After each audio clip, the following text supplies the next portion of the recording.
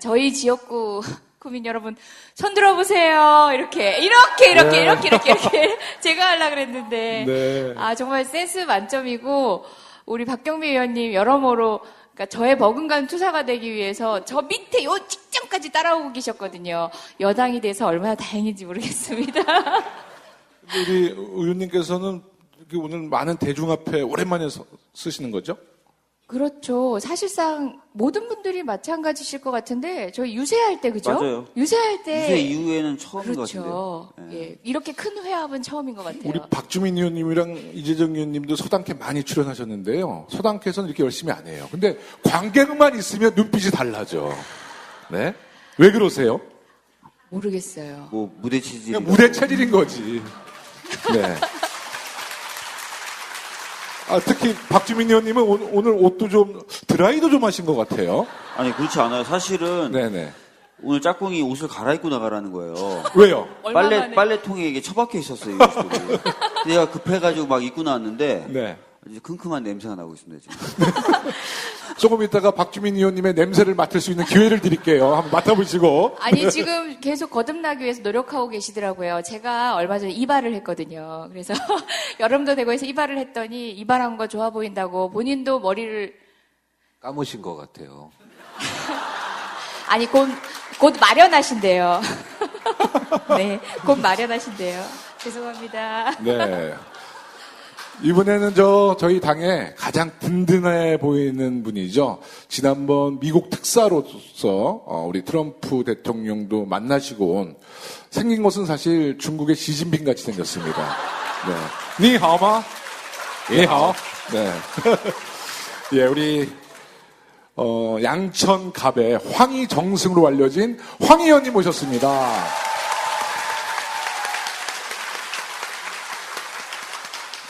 황 의원님 지역구에서 오신 분 손 들어보세요. 꽤 되는데 흩어져 계세요. 네. 사이가 안 좋으신가 봐요. 곳곳에 암약하고 있습니다. 네. 걱정됩니다. 박수를 부추기면서. 네. 당원분들께 한 말씀 해주시죠. 예.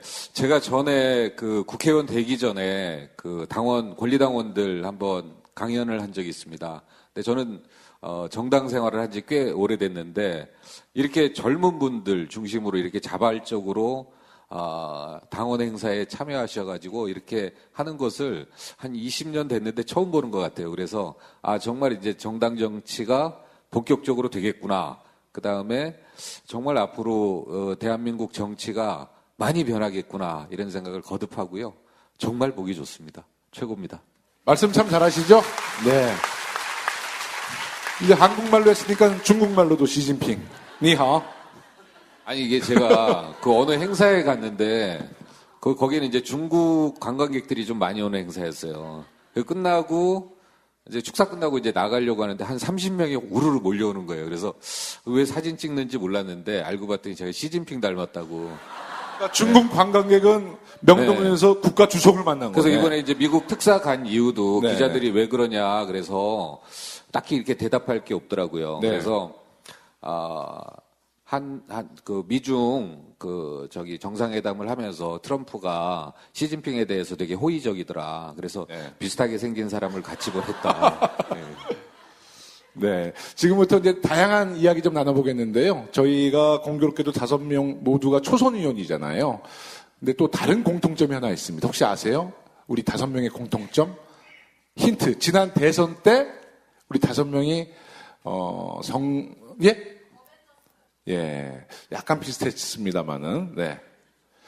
저희가 문나이트의 유세단원이었습니다. 5명 다. 네. 우리 이재정 의원님 고개를 끄덕끄덕거리시는데 무슨 의미죠? 누가 1등을 했었죠?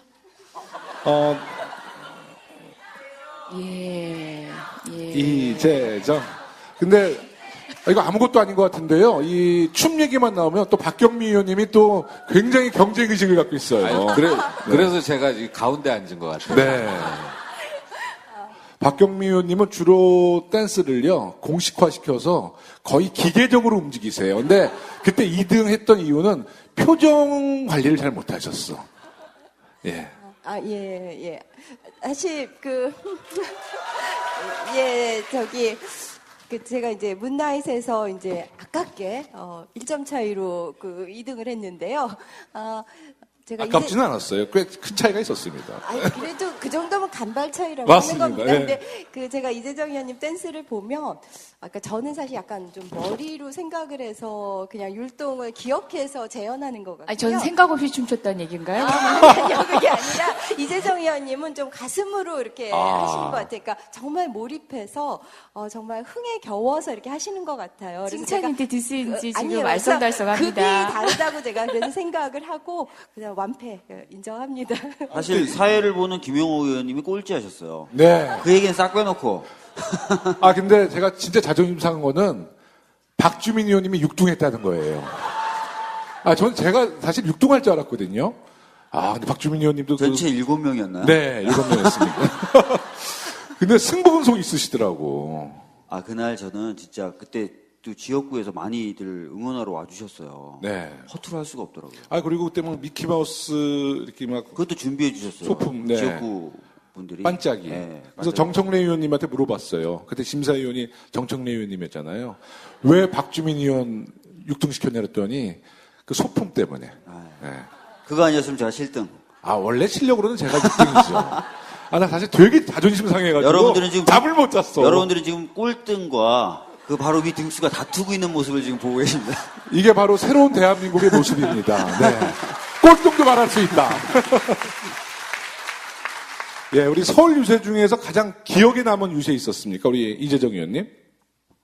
글쎄요, 저는 진짜 문나이트 어떻게 보면 너무 가벼워지는 거 아니냐, 다 이긴 듯이 샴페인 먼저 터뜨리는 거 아니냐 하는 우려도 있으셨는데, 저는 그때 참여한 시민들을 보면서 우리 으쌰으쌰 힘내자, 정말 기운 서로 주고받을 때 그 절박함이 눈물나게 느껴졌었거든요. 네. 그리고 되려 대선 승리하고 저희는 그런 춤 사이를 볼 수 없어요. 되려 우리는 더 자중하고 신중하고 더 고민하고 이런데 그때는 반드시 승리해야 된다는 그런 절박함으로 같이 어우러져서 그걸 막 주고받았던, 마냥 기쁨이라고 하기에는, 마냥 즐거움이라고 네. 하기에는 표현하기 곤란한 그 많은 것들이 응집된 그때가 가장 좀 감격적이었던 것 같아요. 근데 그렇게 웃으셨어요? 네. 너무 감사했어요. 진짜. 네, 우리 박주민 의원님은 어떠셨어요? 저는 여러 가지 기억나는 게 굉장히 많았는데 저 같은 경우 개인적으로 기억나는 유세 중에 하나가 강남역에 갔을 때였어요. 강남역. 네, 근데 굉장히 고생하셨어요. 강남이 저희 텃밭이 아닌데다가 지나다니는 행인들이 별로 그렇게 큰 관심도 없고 근데도 몇 명이서 굉장히 열심히 하는 그 모습을 보고 이번 대선 우리가 이길 수 있겠구나라는 생각을. 강남 말씀하시니까 저도 한마디 보태고 싶은데요. 꼭 치고 들어와요, 이렇게. 시키지도 않았는데. 승부분석 너무 있어, 요새. 아니, 5월 9일이 이제 선거일이었고, 그 직전 토요일에 강남 코엑스에서 유세가 있었는데요. 그날이 홍대 프리어그도 하던 날이에요. 네. 그때 사전투표율이 목표치를 넘기면서, 그런데 그날이 미세먼지가 엄청났던 날이에요. 혹시 기억하시는 분들 계실지 모르겠지만 정말 정상적으로 이렇게 야외에서 걸어 다니기도 힘든 그런 날이었는데, 그리고 홍대 프리어그가 워낙 많이 모였기 때문에 그 직전 행사인 코엑스가 팔이 날리면 어떡하나 굉장히 걱정을 하고 갔는데 정말 성황리에 네. 우리의 불모지인 그 강남 코엑스에서 성황리에 이뤄서 정말 그때 뿌듯했습니다. 저는. 네. 누구 덕분에? 예, 제가 그때 사회를 봤습니다. 네, 살짝. 네.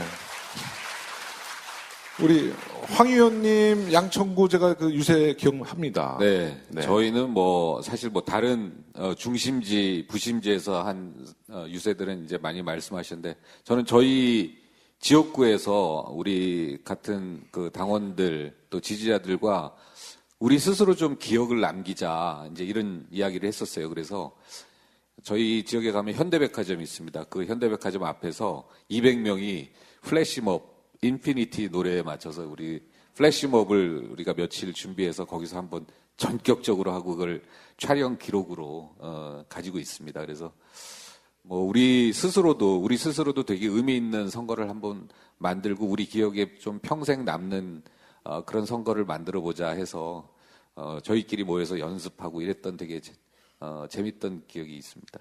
황 의원님 그 대선 끝나고 그 다음날 저랑 통화했는데 몸이 막 근질근질하다는 거예요. 네.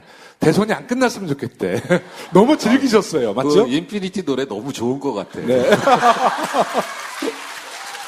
아니 아, 그 왜 아이돌 율동이 노래- 되시는 거예요? 이게 되시는 거예요? 투표하자. 잠깐 한번 해주시죠. 잠깐. 예, 잠시 후에 준비되어 있습니다. 네, 잠시 후에 준비되어 있으니까는요. 이번 대선 기간은 우리 국민 여러분들도 느끼셨지만 정말 하나된 선거 운동원이었던 것 같아요. 우리 모두 한 분 한 분이 문재인이다 이런 마인드로 우리가 선거를 치렀고 정말 행복한 기간이었던 것 같은데요. 그 단합된 힘 아마 지난해 촛불로부터 시작되지 않았나 싶습니다. 박경미 의원님, 그 단합된 힘은 어디서 나온 것 같아요? 뻔한 질문 같지만. 그 대선 때 네, 그렇죠. 네. 그 이전 촛불 전국부터 쭉 이어져 그렇습니다. 오며 네. 예. 이명박근혜 정부가 워낙 말아먹었잖아요. 네. 그래서 정말 나라를 나라답지 못하게 만들었었고 거기에 대한 어떤 그 불만과 또 그걸 더 이상 방치할 수 없다는 그런 어떤 전 국민적인 그런 총체적 에너지가 다 분출된 게 아닌가 싶습니다. 네. 한 분씩 다 네, 말씀하시죠. 저는 이 공을 사실은 그 돌아가신 그 노무현 대통령께 좀 돌리고 싶어요. 네. 당시 이제 노무현 대통령께서 우리가 이명박 박근혜 정권을 거치면서 우리가 많은 것을 잃었다라고 이제 이야기하지만 저는 꼭 그렇게 표현하고 싶지는 않습니다. 그 노 대통령께서 그 마지막 퇴임하시면서 그런 말씀하셨거든요. 그 끊임없이 지배 질서에 도전하고 끊임없이 지배 사상에 도전하는 바로 그 사람들이 시민이다. 대통령을 지냈지만 뭐 할 거냐? 다시 시민으로 돌아가겠다. 이제 이러셨는데 항상 이제 당신께서 깨어있는 시민의 조직된 힘, 이것이 민주주의의 마지막 보루다. 이런 말씀하셨는데요.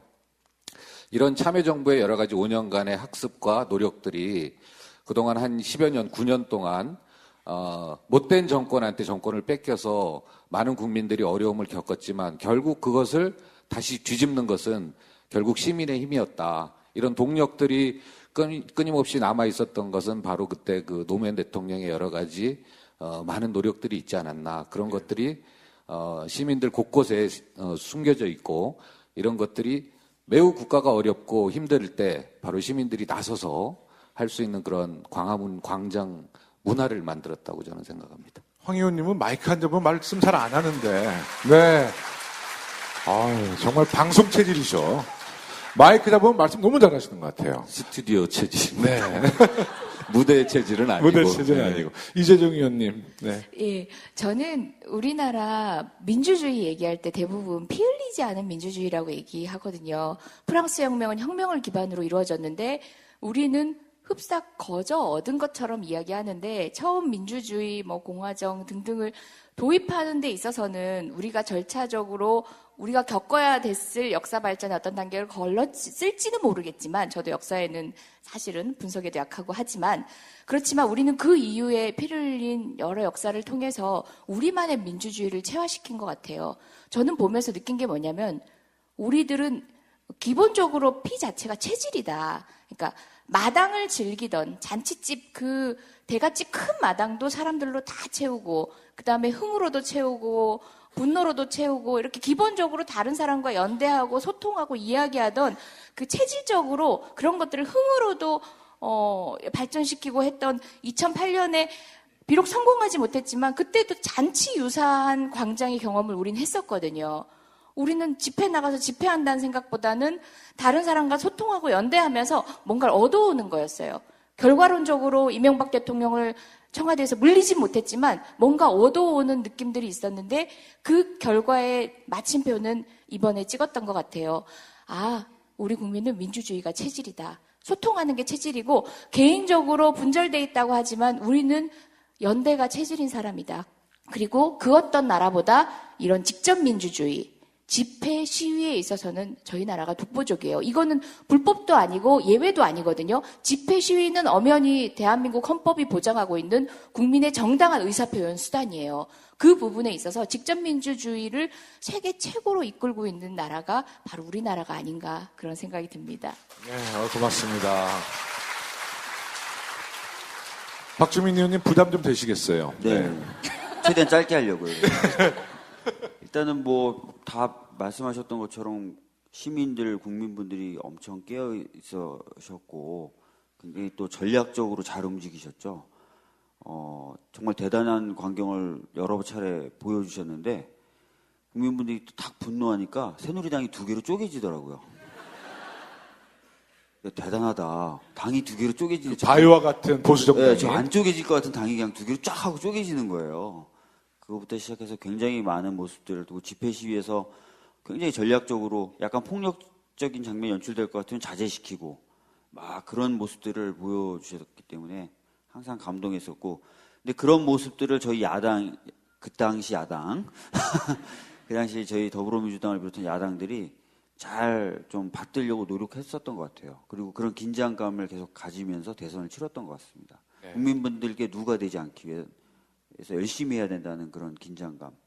그래서 촛불은 아직 꺼진 게 아니죠? 네? 촛불이 아직 꺼진 게 아니에요. 그렇죠. 네. 사실 요즘에도 지금 문재인 대통령님이 이제 당선되신 이후에도 여러 가지 개혁 과제가 원활하게 진행되지 않는 모습들이 보여지잖아요. 곳곳에서 방해를 하고 발목을 잡고 있어서 그런 부분에서 언젠가 다시 한번 촛불이 몰아쳐야 되지 않을까 이런 생각을 제가. 네. 우리 김영주 의원님 가셨죠? 네. 사실 김영주 의원님이 방송 중에 무슨 말씀을 하셨냐면 대선 기간에 특히 지역구 의원님들한테 그런 얘기 한번 하셨거든요. 대선 결과를 다음 총선의 공천심사로 반영하겠다. 굉장히 무서운 얘기예요. 사실 협박이에요, 협박. 김영주 의원님 대선 결과 잘 나왔어요, 거기죠? 네. 반영시키십시오. 박주민 의원님 지역은 어떠셨어요? 은평. 저희도 저는 굉장히 좀 기대가 컸긴 컸는데 그래서 네. 그 기대만큼은 안 됐는데 네. 그래도 굉장히 잘 나왔죠. 잘 나왔죠. 그러니까 전국 평균치보다는 확실히 저희 서대문이랑 비슷하게 나왔죠? 비슷하게, 거의. 네. 네. 그러니까 우리는 공동 운명체야. 네. 나 좀 끌고 가죠. 왜 그러세요? 벌써 다음 공천 걱정되네. 우리 황 의원님 지역은 어떻습니까? 저희는 원래 지역구가 조금 그런 지역이죠. 예, 그래서 갑자기 그 어둠이 쫙 깔리는데? 그래서 한 24, 5년 동안 민주당 깃발을 못 껐던 지역인데 그래도 이번만큼은 평균 이상 나왔습니다. 글쎄요. 박수 한번 보내주십시오. 아니, 이런 지역구별 성적표 얘기하면 사실 박경미 의원님이나 저는 전국구다 보니까 별로 이제 체감이 안 느껴지는데 실제 의원들의 현실은 이보다 더 치열해요. 굉장히 네. 민감하시고 전체 득표율보다 아마 더 신경 쓰시지 않았나 싶을 정도로. 그럼요. 이 경쟁사회. 정말 성적표 비교하듯이 말씀들을 하시더라고요. 저희 지역은 원래 어렵고, 그러니까 타고난 환경을 이해해달라. 뭐 이런 취지의 말씀도 여러 번 들었던 것 같고, 그죠? 갑자기 얼굴에 그늘이 쫙이야. 왜 그러지? 다음 선거가 걱정이다. 그래도 그 어려운 지역에서 정말 전국 평균 이상으로 났으면 굉장히 열심히 하신 거죠. 또 우리는 그걸 봤잖아요, 직접. 네. 박수 한번 보내주세요. 네.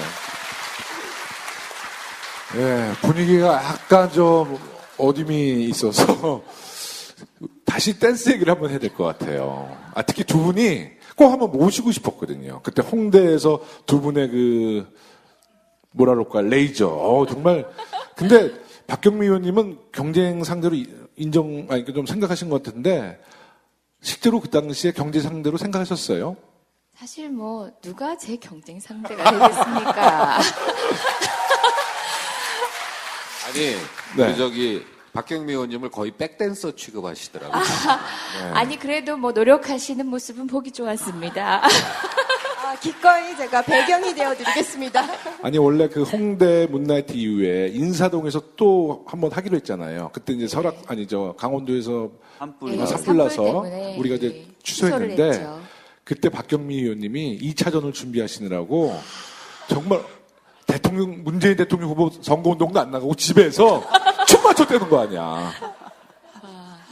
맞죠? 소문 다 났어요. 소문 났어요. 제보가 들어오더라고, 제보가. 이럴 수가 있냐고. 그때 준비하시고 목욕지게도 하셨다는 얘기가 있던데. 아이고. 아니, 그거는 방송에서 얘기하신 거예요, 직접. 아니 그리고 그 노래 한 곡에 연습을 집중하셨기 때문에 다른 노래 하나도 다른 딱 한 노래가- 곡밖에 못해. 혹시 노래 준비할 수 있어요? 음악? 네. 아니, 오늘 다시 한번, 네. 아니, 뭐 까먹긴 뭘까. 아니, 근데 어려움이 수학 천재가 있어요. 왜 까먹어? 아니, 네. 여기는 더더더송만 하실 수 있고, 여기는 인피니티만 하실 수 있는데, 네. 이거 어떻게 해야 돼요, 두 분? 오늘은 일단은 이제 1등과 2등 다시 한번, 네. 그냥 거의 이제, 뭐 다른 등수 사람들은 신경 쓰지 마시고요. 네. 그러니까 우리가 여기서 주목받을 수 있는 거는 1등과 2등과 6등과 7등 아니에요? 네. 우리 황희 의원님 어떻게? 사회는 제가 네. 사회는 사회권을 좀 돌릴까요? 네. 네. 음악, 네. 자, 우리 이재정 의원님과 박경미 의원님. 이 노래는 모르신다는 거 아니에요? 정권교체 원하는 국민들 빨리 나오세요. 모아 5월 9일 투표는 문제 우리 댄스피는 두 분 앞에서. 네. 서로 다 같이 웃으면서 밝은 야, 미래로 살아있네. 대한민국을 만들어요. 문재인 1번 준비된 1번 문재인 1번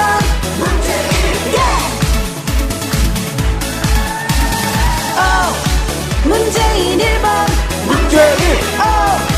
든든한 1번 문재인 1번 감사합니다. 네. 이재정 의원님 표정이 너무 행복하신 것 같아요. 표정이 싹 돌변하는. 예. 박경미 의원님, 오늘은 왜 이렇게 열심히 안 하셨어요? 정말 까먹으셨다. 수학 박사가 까먹을 수 있나? 자, 오늘 누가 더 잘하신 것 같아요? 이재정 의원님이 잘했다 그러면 박수! 박경미 의원님이 잘했다 그러면 박수! 박수 어때요? 누가, 그래요, 박경미 그래요? 의원님이 오늘 확실히 이기셨네요. 네. 인정합니다. 자, 그럼 오늘은 박경미 의원님이 1위를 탈환하셨습니다. 정말 그 문나이트 생각이 정말 나네요. 그립습니다. 개헌을 중임제로 바꿔야겠어. 예? 다시 문재인 외치려면 중임제로 바꿔야죠. 지금 내년 지방선거만 기다리고 있습니다. 네. 다시 판이 벌어지는 그날만 기다리고 있습니다. 네, 하여튼 정말 아름다웠던 대선 기간이었고요. 또 새로운 정치 문화와 선거 문화를 잘 정착시켰던 계기도 된 것 같습니다. 지금 문재인 대통령의 지지율이 약 80% 나오고 있어요. 아마 소통, 또 우리 국민들의 아픔을 공감하는 그런 대통령의 모습을 보임으로써 국민들에게 많은 호응을 받고 있는 것 같은데요. 대통령의 80% 지지율, 우리 황 의원님, 앞으로 언제까지 80% 지지를 유지할 것 같습니까?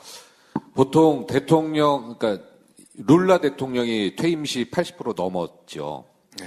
룰라 대통령께서 365일이면 약 한 280일을 로컬에서 스테이했다고 그래요.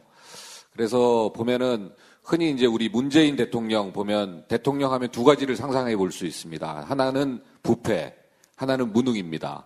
근데 부패는 이분이 이제 살아온 인생이 있어요. 정치권에 들어오기 이전부터 살아왔던 인생을 한번 찬찬히 보시면은 부패는 구조적으로 불가능하신 분입니다. 그래서 이제 무능을 이야기할 수 있는데요. 문재인 대통령 입 밖으로 나가는 이야기, 제가 이제 선거 과정에서 옆에서 쭉 지켜보면은 정말 수많은 사람과 대화하고 토론하고, 심지어는 정책 나갈 때 5분의 교수님들이 써주신 거를 가지고 병합이 안 된 관계로 4-5시간 동안 혼자 정리하셨다고 그래요. 그래서 보통 잠을 한 새벽 3시쯤 주무시고 이러는데, 그럴 정도로 꼼꼼하고, 이번에 특사 갔다 왔을 때도 보통 대통령한테 결과 보고서를 한 4-5페이지 결과 보고서를 내잖아요. 근데 어느 특사 다녀오신 분들은 아예 속기록을 낼 정도로, 왜냐하면 그걸 전체를 다 보시거든요. 그럴 정도로 매우 꼼꼼하고 많은 사람들한테 의견을 자문하기 때문에 무능 또한 쉽지 않다. 그래서 이대로 가면 정말 그 브라질 룰라 대통령처럼 80%를 유지하면서 정말 네. 퇴임할 때 박수 받으면서 아유, 네. 근데 일단은 여러 가지 지금 그 문재인 대통령의 개인적인 어떤 역량이나 개인적인 부분에 대해서 언급을 해주셨는데 개인적인 부분은 저도 완전히 동의를 하는데 사실상 지난 민주정부 때도 보면은 경제적인 어떤 성과, 정부의 성과가 거의 재벌에 의존할 수밖에 없는 현재의 경제 구조가 약간 기형적이거든요. 그러다 보니까 이제 재벌을 개혁하겠다고 나선 정부가 그 개혁적인 어떤 기치를 계속 유지하기가 어려웠던 그런 부분도 좀 있었고 또 검찰이라든지 국정원 같은 국가기관이지만 이미 어느 정도 자체적으로 권력화됐다고 평가받는 기관들을 개혁 대상으로 했을 때 그쪽에서 이제 여러 가지 방법으로 방해를 했었던 경험도 있습니다. 그리고 저희들은 또 언론도 개혁하겠다고 얘기를 하고 있죠. 언론과 국가기관 중에 권력화된 기관들 그리고 재벌들 총체적으로 저희들이 다 개혁을 하겠다고 하고 있기 때문에 이제 언론 쪽도 사실은 어느 정도의 허니문 기간이 끝나면 그 자기네들을 개혁 대상으로 삼는 저희들에게 그렇게 우호적이지 않을 수 있다는 것입니다. 그렇기 때문에 개인적인 능력 그리고 성품, 인격 뭐 이런 것들 또는 저희 민주당의 어떤 든든한 뒷받침이 있다 하더라도 제가 봤을 때 객관적인 상황이 꼭 좋지만은 않다. 어려운 상황들이 계속 벌어질 가능성이 있다. 다만 예상 외로 경제가 지금 수출이나 이런 것들 중심으로 호조예요. 원래 그렇게 될 거라고 예상을 못 했었거든요. 그런 부분에서 몇 가지 좀 호조인 부분은 좀 있는 것 같다. 굉장히 좀 복잡하고 또 어려운 일들이 있을 것이다. 그러니까 마음 놓지는 말자라는 말씀을 좀 무겁지만 좀 드려보도록 하겠습니다. 네, 저도 박주민 의원이 말씀하신 것처럼 당사자 이제 우리 대통령 당사자의 능력과 그 주변 세력의 어떤 각오 이상으로 또 우리가 지켜봐야 되는 것들이 객관적 상황인데 객관적 상황은 정말 녹록지 않은 상황이고 일부 경제 호조의 분위기도 얼마만큼 이게 지속적이고 우리를 도와주게 될지도 아직 낙관할 수는 없는 상황에서 저는 무엇보다 이제 언론, 그러니까 사실상 국민들이 직접 가서 볼 수 있는 경험을 못 하잖아요.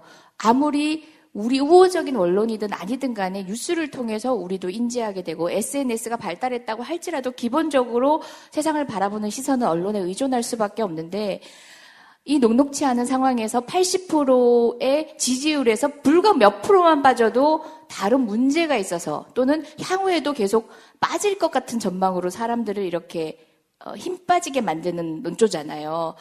80% 지지율은 굉장히 기형적이에요, 사실상.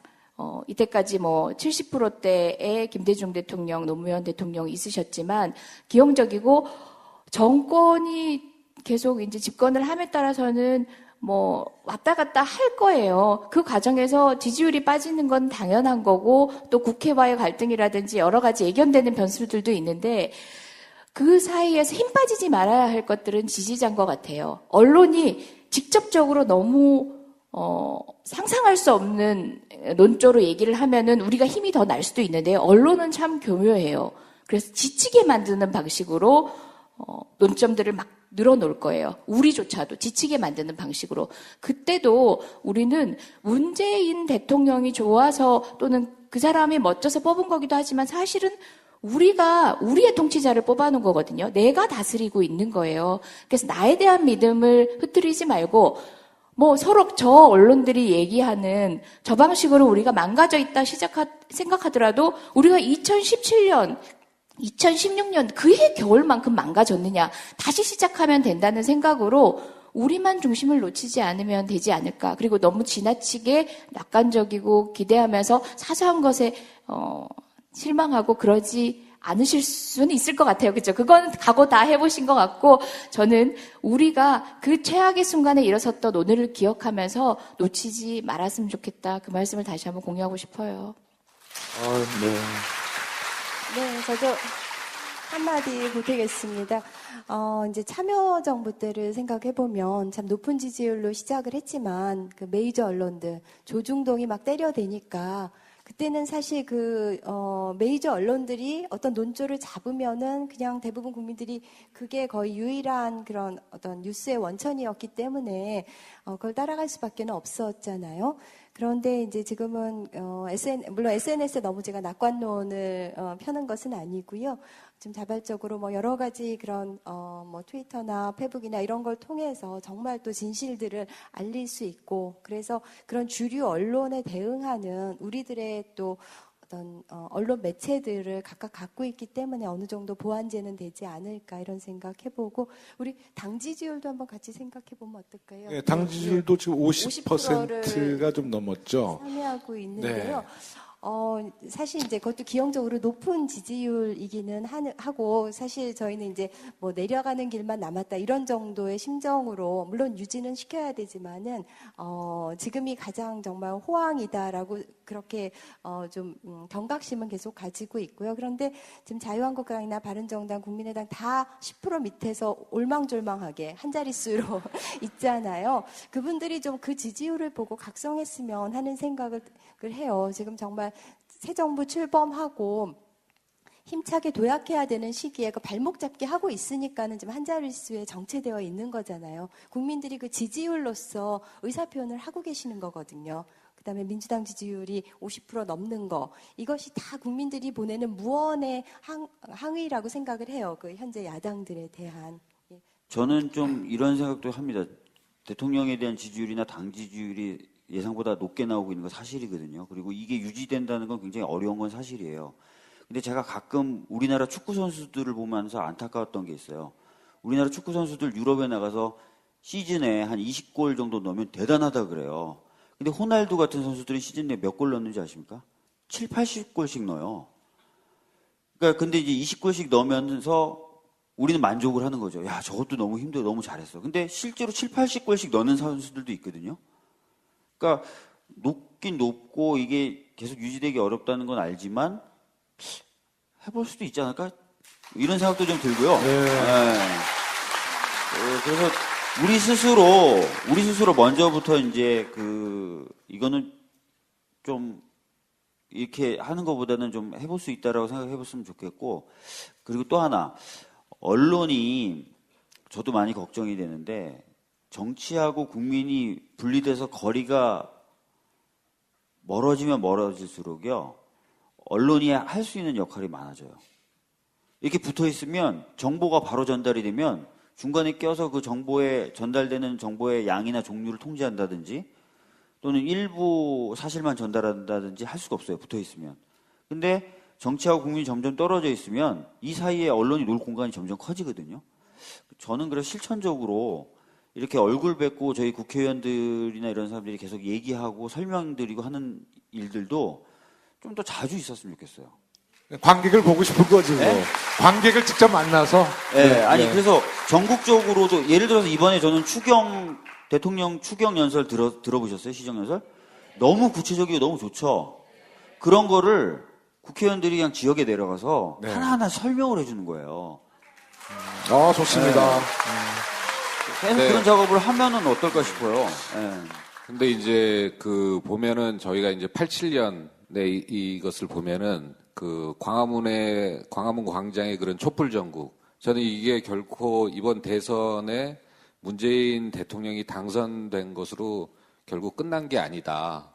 그러니까 촛불의 어떤 그런 동력들은 계속하고 있는데 그 과정 속에서 이제 문재인 대통령이 가장 촛불 민심을 마감할 수 있는 적임자다라고 이제 판단하셔서 그거에 대한 기대감도 상당히 있다라고 보는데, 그러면 현재 우리 당과 현 정부가 과연 이 부분에 대해서 어떻게 1차로 한번 마감을 할 것이냐라는 부분에 대해서는 상당히 깊이 있게 선거 과정에서 나왔던 여러 가지 일들과 정말 고민을 해야 될 것 같아요. 그래서 언제 이게 정말 1차로 마감되고 이 민심들에 대한 종집을 언제 어느 시점에 어떠한 방식으로 한 번은 이렇게 해줘야 되거든요.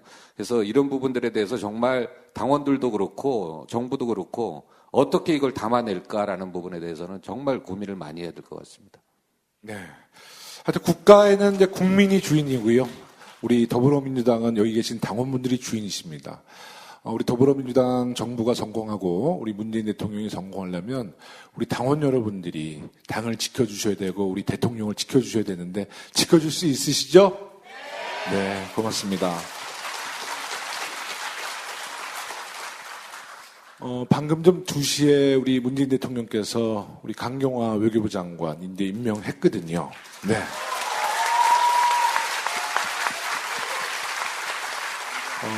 정말 이렇게 당원과 국민들은 박수 쳐주는데 저쪽 동네 사람들은 지금 아마 의원총회 연락을 올 거예요. 어떻게 해서라도 흠집내고 어떻게 해서 공수의 빌미를 잡아서 우리 강경화 장관, 신임 장관을 조금이라도 더 발목 잡으려고 지금 의원총회 아마 준비할 텐데요. 우리 강경화 장관 임명은 뭐 당연한 일인데요. 왜 자유한국당과 야3당에서는 강경화 장관이 이렇게 발목을 잡고 있다고 생각하십니까? 네. 네. 야당을 이제 영어로 하면은 opposition party, 그러니까는 반대를 하는 당이라는 뜻이고, 그다음에 야가 들야자예요. 그러니까 반대하는 게 어찌 보면 본질이고, 그다음에 들판으로 뛰쳐나가는 게 야당의 어떤 행태인지 모르겠어요. 그리고 우리도 야당 해봤고요. 자주 뛰쳐나갔어요 그때? 예, 우리 광화문 많이 갔잖아. 예, 그러니까 사실 이제 어떤 한 방향으로 나갈 때 야당이 이제 뭐 브레이크를 걸기도 하고 그래서 다시 한번 나가고 있는 방향에 대해서 성찰을 해보고 그러니까 어떤 그런 생산적인 건설적인 그런 비판은 당연히 필요하죠. 그게 정말 민주주의를 더 풍요롭게 하는 과정이라고 생각을 하고요. 그럼에도 불구하고 지금 이제 자유한국당을 비롯해서 야3당이 벌이고 있는 행태는 정말 용납하기가 어렵죠. 강경화 후보, 그러니까 그러니까 국회에서 청문회를 했습니다만 사실은 이제 국민 눈높이에 청문회를 한 거고 거기서 통과를 한 거거든요. 그리고 지금 이제 60대 30으로 강경화 후보를 지지하는 그런 국민들의 여론이 높고 이렇기 때문에 저는 가는 게 당연하고요. 사실 대통령의 고유 권한이죠. 내각 구성권은요. 물론 이제 국회는 국회 청문회라는 것을 하는 게 권리이기도 하고 의무이기도 하고 그 내각 구성을 하는 데 있어서 참고가 되는 의견을 제시하는 것이지 그건 대통령의 고유 권한으로 당연히 임명하실 수 있는 것이고 그건 국민의 뜻에 따른 것이라고 생각을 합니다. 지금 한미 정상회담이 이제 며칠 안 남았잖아요. 그래서 오늘 임명은 정말 적절한 거죠. 네. 근데 이제 그러면은 무조건 찬성 반대를 떠나서 왜 저들은 반대하고 왜 강경화 장관의 임명이 적절하고 맞는 것인가? 이제 이 내용이 중요한 거잖아요. 근데 사실 우리 외교부에 가장 문제점이 있습니다. 뭐냐면은 외교라는 것은 유럽이나 남미의 이제 외교부 직원들이나 대통령을 만나보면, 다자회의 같은 데 만나보면 거의 뭐 로쿠, 루소의 계보를 잇는 철학자 수준들이에요. 그러면 이제 이분들이 외교관들이 나가서 거의 국제 정치라든가 국제 경제에 대해서 자기 이제 철학들이 있어야 되거든요. 그러나 이제 안타깝게 우리 외교부의 현실은 외무고시를 통해서 곧바로 관료가 됩니다. 그러다 보니까 그 철학에 대한 문제보다는 프로토콜, 그 다음에 언어, 영어. 예를 들어서 러시아 대사로 임명되면은 러시아 영사나 대사로 임명하면 이 사람들이 러시아 말을 배우지 않습니다. 왜냐하면 러시아 말을 배우는 순간 러시아 붙박이가 돼요. 그렇기 때문에 좀 서툴더라도 영어를 많이 씁니다. 난 중국 대사 못하겠네. 네. 그래서 우리 외교 관료들의 이 부분이 실제 내용을 담지 못하고 그 프로토콜이라든가 언어 중심으로 되기 때문에 비외무고시고 이 외교부의 부분들을 전폭적으로 개혁할 수 있는 그런 여성이면서 그 다음에 비외무고시 출신이면서 외교를 매우 잘 알고 있는 이런 강경화 장관이 매우 적절한 것이 사실임에도 이것들에 대한 상당히 기존의 기득권들의 문제가 있거든요. 사실 얼마 전에 있던 미얀마의 그 대사, 이 사람이 상당히 부적절하긴 했습니다만은 저는 150개국에 저희 나라가 대사를 파견하고 있는데 우리나라가 어떻게 보면은 해외 나가서 그 지점장들 아니겠어요?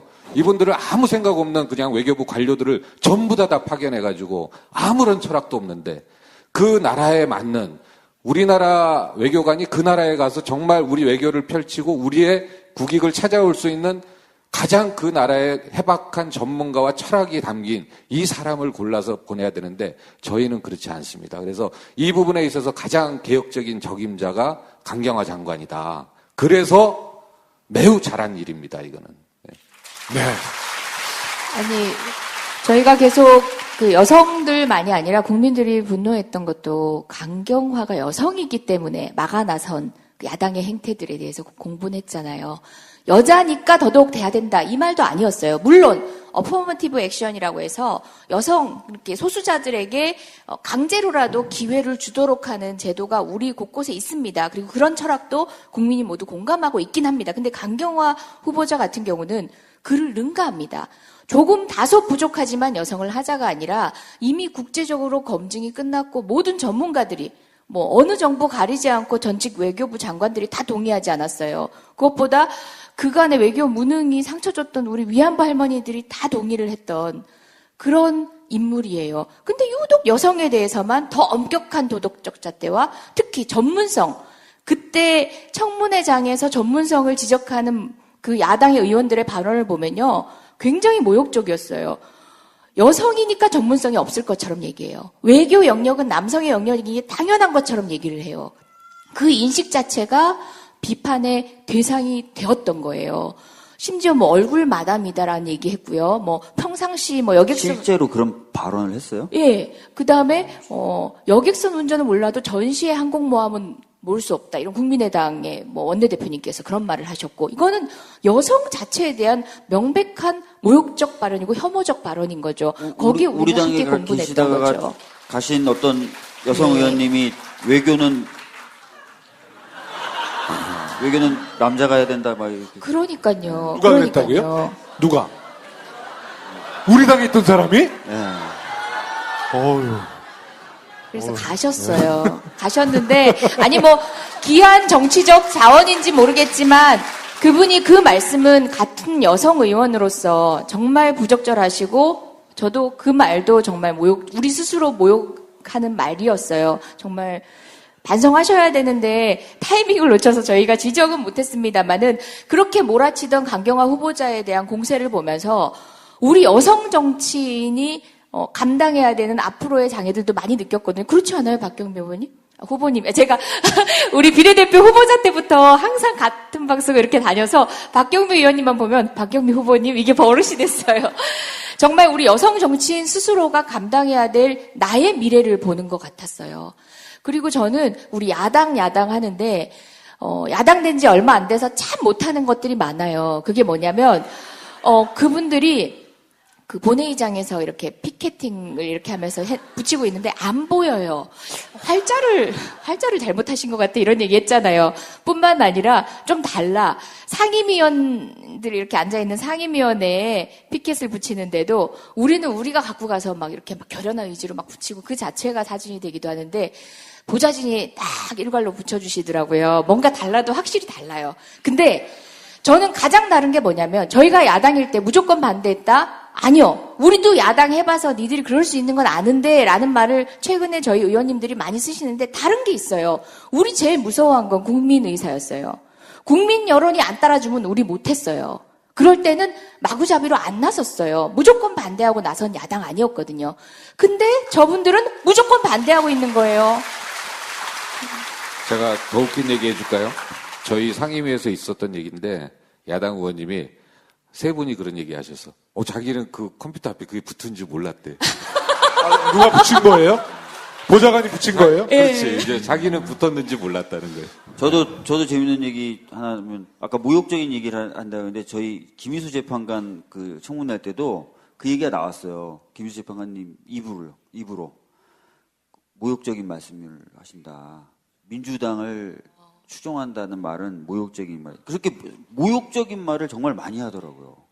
후보자들. 저쪽이 야당 한지 오래됐잖아요. 네. 근데 그걸 좀 돌파를 못 하는 거야. 그러니까 자기들끼리 매일 그 얘기하는 거죠. 그래도 야당은 존재감이 있어야 돼. 우리 각 세우자. 근데 각이 안 쓰는 거죠. 국민들이 지금 지지를 해주지 않으니까. 아마 의총에서 굉장히 머리 아플 거예요. 네. 안 그러겠어요?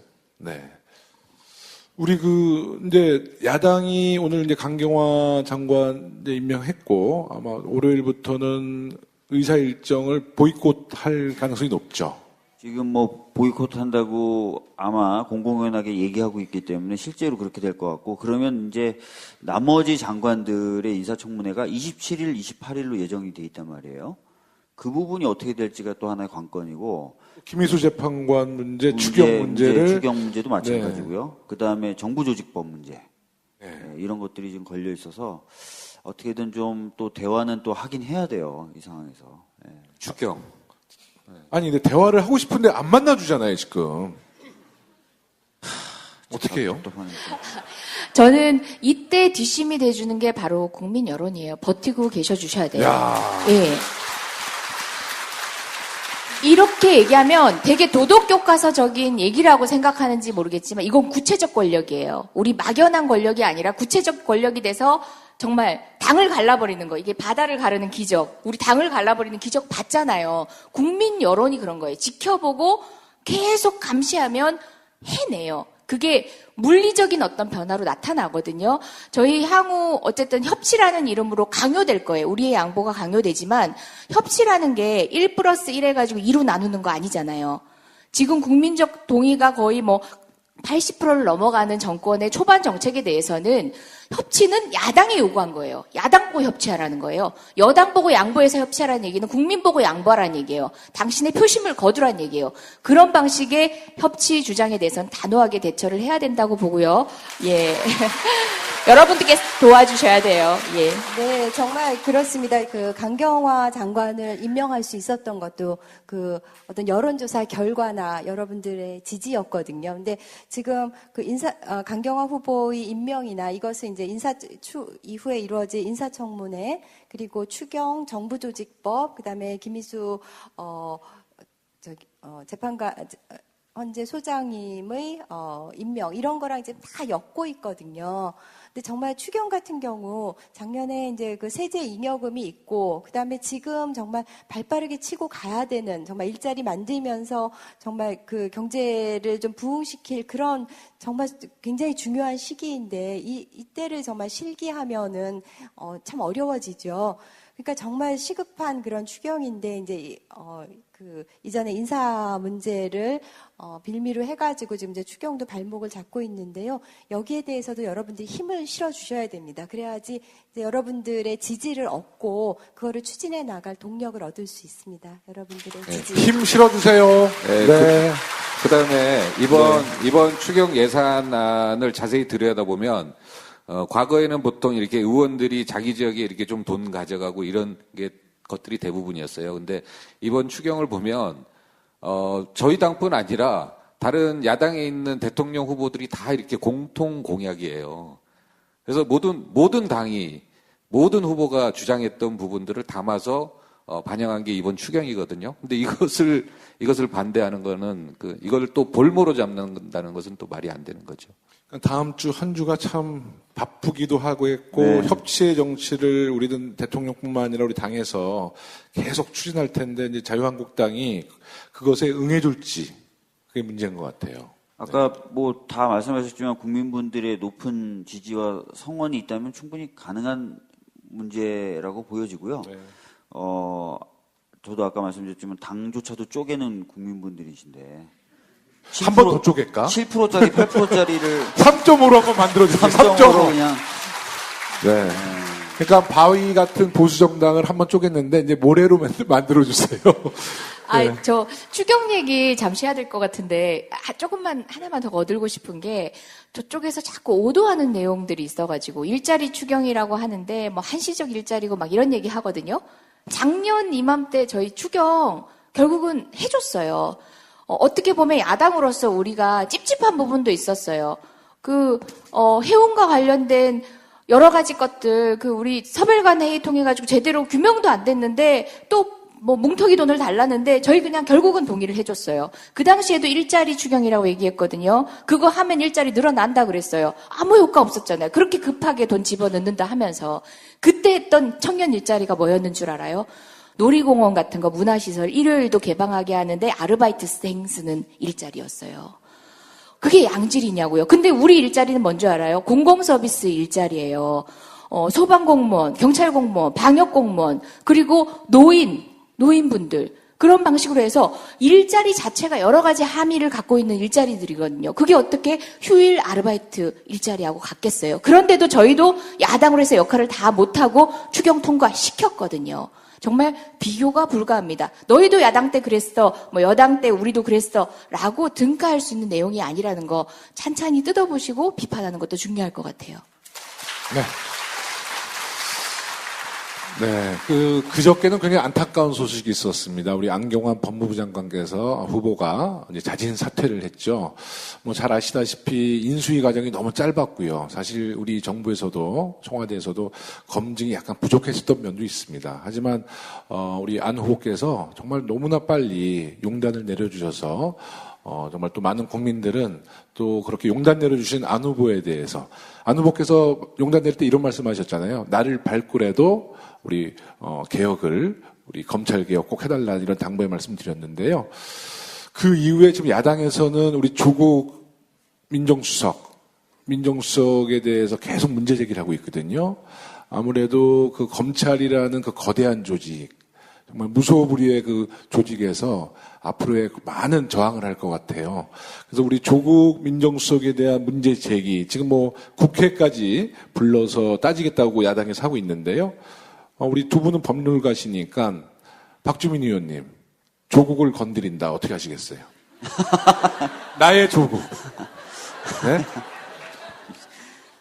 그렇군요. 사실 조국 교수님은 제 후원회 회장님이셨어요. 그리고 제가 이제 출마한다 그러니까 하루에 여러 차례 그 문자를 주시는 거예요. 네. 페이스북 프로필 사진을 바꿔라. 그거 갖고 안 된다. 너 후보로 나갈 거면 사진 같은 건 미리 찍어둬라. 뭐 이런 코치를 일일이 다 해주셨던 분인데, 근데 사실 이번에 이제 인사검증 과정에서 이제 석연치 않은 부분이 있었죠. 그 40년 전에 판결문이 어떤 경로로 주광덕 의원에게 갔느냐. 이 부분이 여전히 이제 의혹으로 있고, 이 부분에 관련돼서는 청와대에서도 사실상 그것을 쉽게 구해가지고 어떻게 대비하기 어려웠던 부분인데, 갑자기 이렇게 나왔던 것 자체에 대해서 조금 석연치 않은 부분이 있다. 이 부분은 어떻게든 나중에라도 좀 짚긴 짚어야 된다라는 생각은 좀 들고요. 그다음에 이게 인사검증이 무조건 어떤 그 실패다라고 몰아붙이는 것이, 물론 아까도 말씀하셨지만 잘못된 부분도 있을 수 있겠지만 인수위 없이 출범한 최초의 정부예요. 네. 그렇기 때문에 어느 정도의 어떤 그 실수라든지 이런 건 있다고 상정하는 것이 오히려 맞습니다. 그리고 문제는 이런 비상 상황을 자초한 게 바로 자유한국당이에요. 박근혜 전 대통령이 혹시 더불어민주당 대통령 아니었잖아요. 그죠? 자기네들이 잘못된 대통령을 세워서 나라 꼴을 이 엉망으로 만들어 놓고, 그래서 인수위도 없이 급박하게 이 어려운 상황에서 나라를 맡아서 끌고 나가고 있는데, 그러면 석고대죄하는 그런 기분과 자세로 철두철미하게 좀 협조하는 자세로 나가도 모자랄 판에 지금 그렇지 않고 사소하거나 여러 가지 꼬투리를 잡아서 계속 공격만 하는 것은 국민들이 정치를 바라볼 때 굉장히 혐오스럽게 또 만드는 하나의 요인이 될 수도 있다고 생각합니다. 그리고 나라 전체적으로 봤을 때도 전혀 이롭지 않고요. 그 새롭게 이제 지명될 법무부 장관 어떤 덕목을 갖추고 있어야 될까요, 이재정 의원님? 안경환 후보자님께서 사실 사퇴하면서 본인이 어쨌든 검찰 개혁의 마중물이 되길 바란다라고 말씀을 하셨어요. 그러니까 취임을 하시면서가 아니라 자리를 물리면서 할 때는 여러 가지 시사점들이 있다고 봐요. 원래 그 자리는 분명히 검찰 개혁에 대한 뚜렷한 소신과 철학 그리고 의지가 있어야 되는 자리였습니다. 마찬가지로 후임 그런 의지를 가지신 능력도 갖추신 분이 쉽지는 않을 것이라고 보이지만 어떤 분이 오시던 간에 첫 과제로 수행해야 될 부분은 그 부분입니다. 저는 조금 더 보태서 아까 살짝 인수위 얘기를 하셨는데 여러분들이 많이 공유하지 못하는 것 같아서 하나만 더 이제 지역적인 얘기긴 하지만 지적하고 싶은 게 인수위 없이 출범한다는 게 우린 다 이제 보궐선거기 때문에 이런 생각들 하시잖아요. 맞습니다. 취임 전에 인수위를 통해서 이렇게 준비할 수 있는 기간이 없다도 있겠지만 실질적으로 그 인수위를 못 만들게 한 취임 이후라도 어쨌든 예산과 기관의 나름의 권한을 줘가지고 인수위를 두려고 했었습니다. 근데 그 법안을 통과시켜주지 않은 것도 야당들입니다. 국정기획자문위원회라고 지금 우리가 인수위처럼 취급하고 있는 것들 있잖아요. 그게 엄밀한 의미의 인수위가 아니에요. 권한도 다르고 예산도 인수위에게 주는 예산들이 주어져 있지 않아요. 시간도 빠듯했지만 그 위원회에서 꾸릴 수 있는 살림도 인수위 같지가 않아요. 그럼에도 불구하고 어렵게 지금 해내고 있다는 점도 알아주셨으면 좋겠습니다. 네. 시간이 굉장히 빨리 가는데요. 네. 좀 아까 메모가 들어왔는데, 이제 정리할 때가 됐다고 그럽니다. 네. 근데 제가 죄송하지만 아까 안 여쭤봤는데, 우리 서대문구에서 혹시 오신 당원 계세요? 한 명이었다? 두 분? 세 분? 네 분. 네. 사실 지난 총선 때부터 우리 온라인 당원들, 또 많은 당원들이 더불어민주당을 입당하셨고, 그 숫자가 굉장히 많이 늘어났습니다. 많은 분들은 이렇게 얘기를 해요. 이제 당원들이, 당시에 우리 야당 때 당원들이 더불어민주당을 이제 접수하겠다. 그래서 새로운 방향의 새로운, 더불어민주당이 탄생하겠다. 이렇게 많은 기대를 걸었는데요.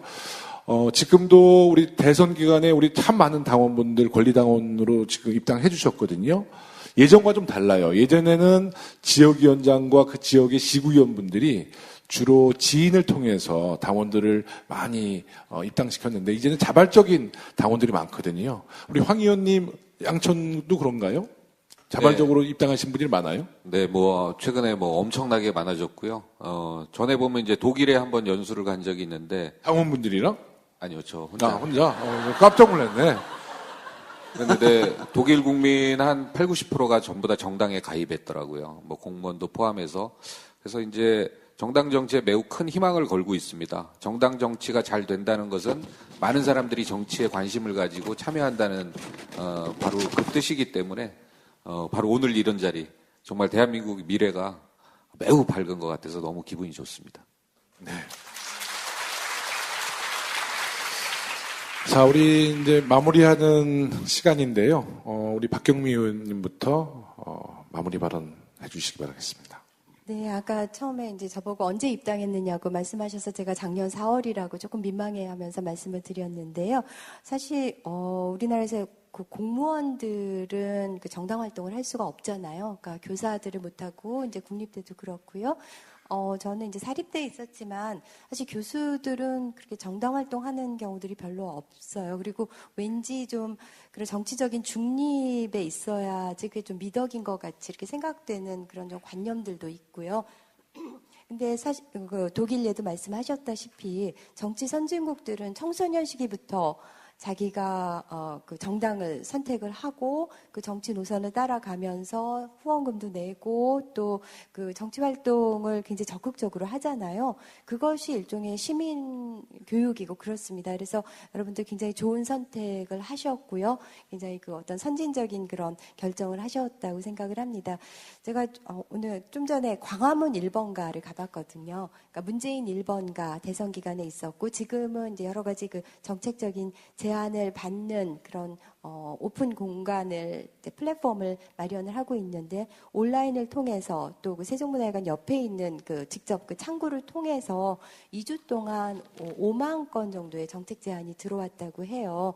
그래서 우리가 대의민주주의를 표방하고 있기는 하지만은 그런 직접 민주주의적인 요소도 지금 우리가 가미를 하고 있고 여러분들 정말로 적극적으로 참여해 주시고 많은 의견 그 문재인 정부가 보여온 그런 행보를 보면 그것이 그냥 쇼가 아니라 정말로 거기서 그 진정성을 가지고 그 정책 제안들을 수용하고 그다음에 진짜 그 실질적인 정책화하고 그럴 정부잖아요. 그럴 대통령이고 그러니까 정말 여러분들의 적극적인 참여 부탁드리겠습니다. 감사합니다. 우리 황 의원님. 네. 앞서 처음에 제가 한 말이 있습니다. 제가 가장 좋아하는 말입니다. 끊임없이 지배 질서에 저항하고 끊임없이 지배 사상에 도전하는 바로 이 사람들이 시민이다. 지금은 문재인 정부가 지배 질서, 지배 사상이 아닙니다. 우리는 그 기득권, 기존의 반칙과 특권을 전부 다 바꿔놓고 개혁하기 위해서 문재인 정부와 우리 모두가 같은 선상에 있습니다. 같이 함께 정말 특권과 반칙인 지배질서, 못된 지배사상에 도전하고 끊임없이 저항하는 그런 시민이 되었으면 좋겠습니다. 고맙습니다. 네. 예, 저도 사실 신입당원입니다. 작년 총선 즈음에서 처음으로 더불어민주당 당원이 됐는데요. 민변 변호사로 살았고 나름 엘리트 전문직에 있었고 정치와 무관하지 않은 직역에서 정치에 대한 끊임없는 비판과 지지의 목소리를 냈던 사람임에도 불구하고 당에 가입한다는 것이 얼마나 두려웠는지 모릅니다. 왠지 당원이 되면 그 당의 흥망성쇠 때문에 내가 더럽혀질 것 같고 또 현실 정치에 참여한다라는 주변의 시선 때문에 내가 오염되는 것 같아서 그게 솔직한 제 속내일지도 모릅니다. 많은 분들이 여전히 그러하실 것 같아요. 그래 왔던 문화였어요. 정당 활동을 한다는 게 자랑스러운 일이 아니라 사실상 너 뭐 하려고 이런 얘기를 들어왔던 몇십 년의 민주주의 역사였어요. 근데 여러분들이 바꿔낸 거예요. 이제는 난 민주당원이야. 이런 얘기를 많은 분들이 서스럼없이 하시고 자랑스럽게 하시더라고요. 여러분들의 용기에 정말 존경을 표합니다. 그리고 여러분들이 만들어내신 그 자랑스러운 더불어민주당 당원의 그 위상을 정말 우리가 지켜드리면서 드높이기 위해서 마지막까지 최선을 다할게요. 정말 정치를 외면하게 만드는 그런 정치 하지 않고 우리 모두 정치에 귀 기울이게 되는 지금처럼 뉴스를 계속 보면서 행복할 수 있는 사회를 만들어야 여기 계신 여러분들만 정당원이 되고 정치에서 교감하는 기쁨을 느끼는 게 아니라 더 많은 사람들이 우리 공동체의 정당원이라는 방식으로 소통하면 되겠구나 하고 또 하나의 지역 공동체의 대안으로 자리 잡고 찾을 수 있도록 그렇게 신명나는 정치에 우리가 훌륭한 정치를 하겠다 막연한 것뿐만 아니라 시스템적인 것도 고민을 하고 당원하고 만나는 기회도 지금까지의 방법 이상의 것들도 찾으려고 노력할 테니까 여러분들이 도와주세요. 같이 만들어가야 될 것 같아요. 이제 여러분들도 더불어민주당의 기성세대가 됐어요. 우리가 같이 해야 돼요. 우리가 신입당원들을 위해서 고민하고 새로운 시민정치에 참여하는 새로운 우리 신입생들을 위해서 어떤 미래를 보여줄 수 있을지 함께 고민을 했으면 좋겠습니다. 함께 하겠습니다.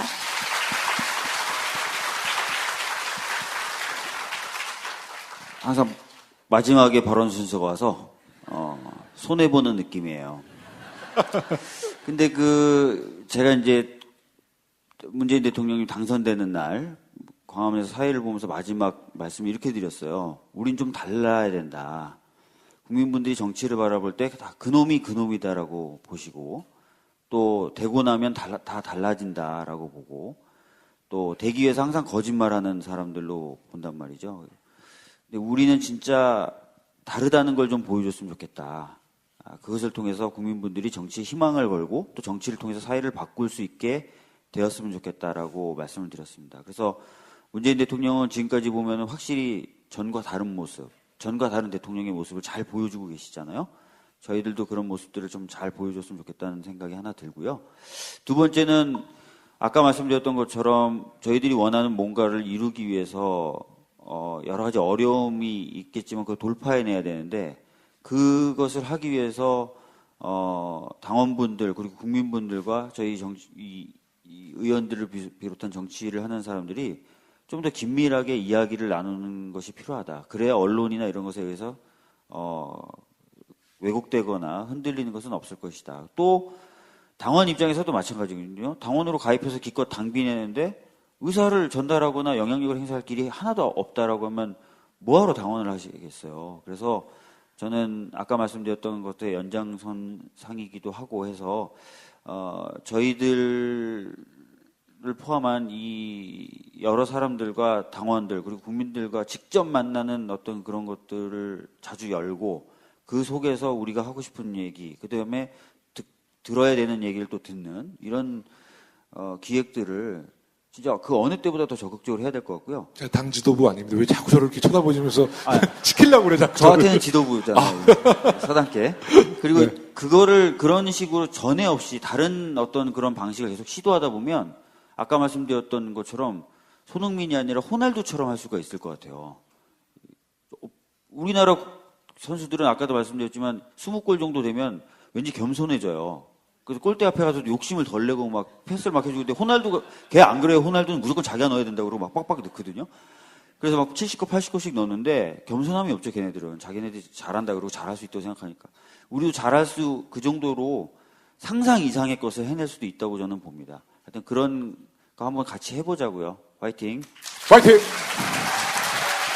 자, 이재정 의원님.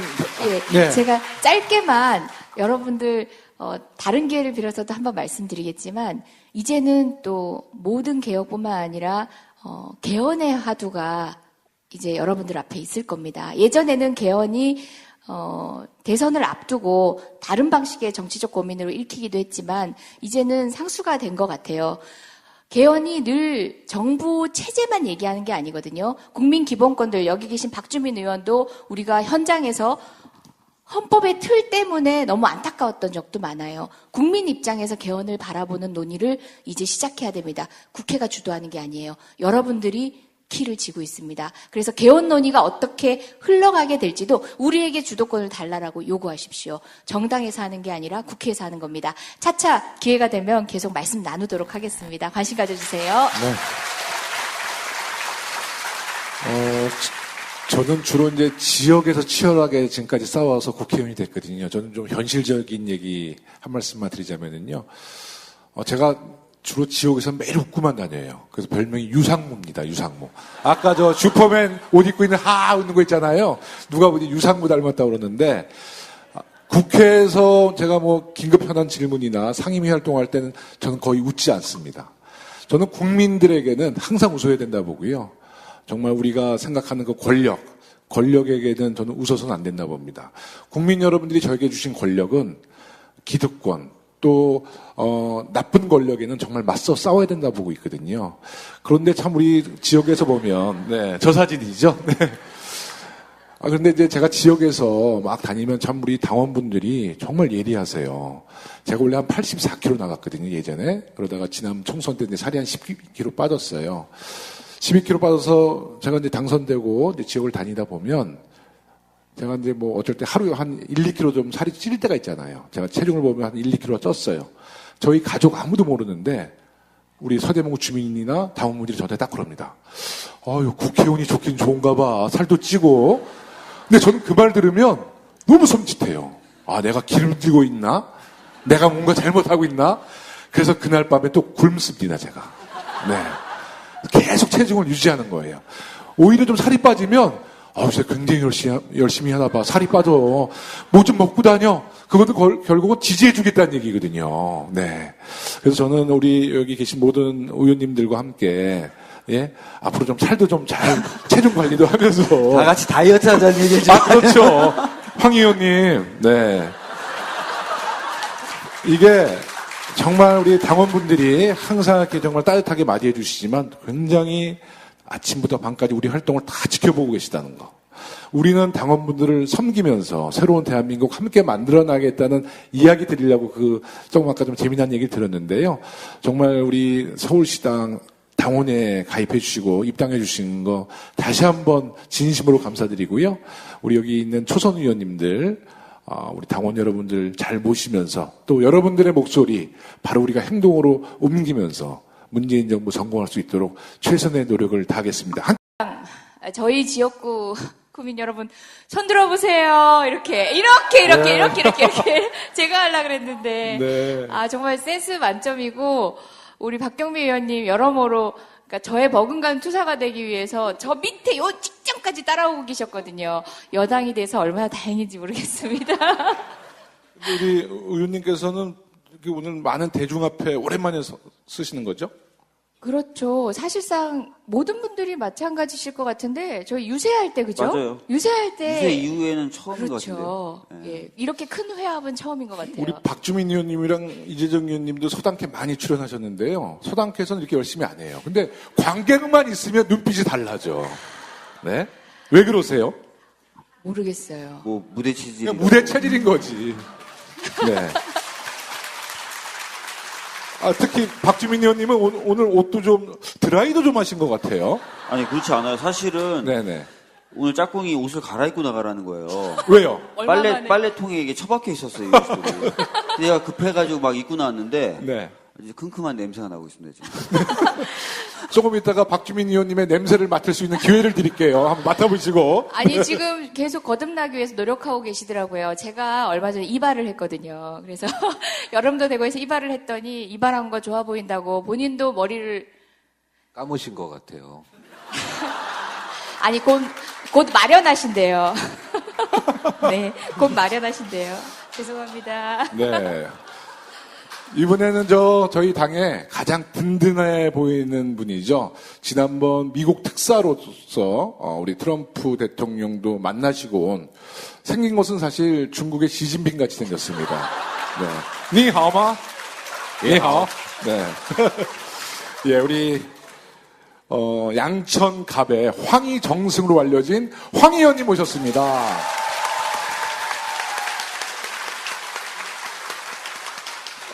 황 의원님 지역구에서 오신 분 손 들어보세요. 꽤 되는데 흩어져 계세요. 네. 사이가 안 좋으신가 봐요. 곳곳에 암약하고 있습니다. 네. 걱정됩니다. 박수를 부추기면서. 네. 당원분들께 한 말씀 해주시죠. 예. 제가 전에 그 국회의원 되기 전에 그 권리당원들 한번 강연을 한 적이 있습니다. 근데 저는 정당 생활을 한 지 꽤 오래됐는데 이렇게 젊은 분들 중심으로 이렇게 자발적으로 당원 행사에 참여하셔가지고 이렇게 하는 것을 한 20년 됐는데 처음 보는 것 같아요. 그래서 정말 이제 정당 정치가 본격적으로 되겠구나. 그 다음에 정말 앞으로 대한민국 정치가 많이 변하겠구나 이런 생각을 거듭하고요. 정말 보기 좋습니다. 최고입니다. 말씀 참 잘하시죠? 네. 이제 한국말로 했으니까 중국말로도 시진핑. 니하오. 아니 이게 제가 그 어느 행사에 갔는데 거기는 이제 중국 관광객들이 좀 많이 오는 행사였어요. 끝나고 이제 축사 끝나고 이제 나가려고 하는데 한 30명이 우르르 몰려오는 거예요. 그래서 왜 사진 찍는지 몰랐는데 알고 봤더니 제가 시진핑 닮았다고. 그러니까 중국 관광객은 명동에서 국가 주석을 만난 거예요. 그래서 이번에 이제 미국 특사 간 이유도 네. 기자들이 왜 그러냐 그래서 딱히 이렇게 대답할 게 없더라고요. 네. 그래서 미중 정상회담을 하면서 트럼프가 시진핑에 대해서 되게 호의적이더라. 그래서 비슷하게 생긴 사람을 같이 보냈다. 네. 지금부터 이제 다양한 이야기 좀 나눠보겠는데요. 저희가 공교롭게도 5명 모두가 초선 의원이잖아요. 근데 또 다른 공통점이 하나 있습니다. 혹시 아세요? 우리 5명의 공통점? 힌트. 지난 대선 때 우리 5명이 약간 비슷했습니다만은, 네. 저희가 그 문나이트의 유세단원이었습니다. 5명 다. 네. 우리 이재동 의원님 고개를 끄덕끄덕거리시는데 무슨 의미죠? 누가 1등을 했었죠?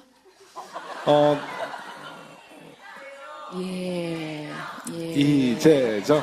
근데 이거 아무것도 아닌 것 같은데요. 이 춤 얘기만 나오면 또 박경미 의원님이 또 굉장히 경쟁의식을 갖고 있어요. 그래서 제가 이 가운데 앉은 것 같아요. 네.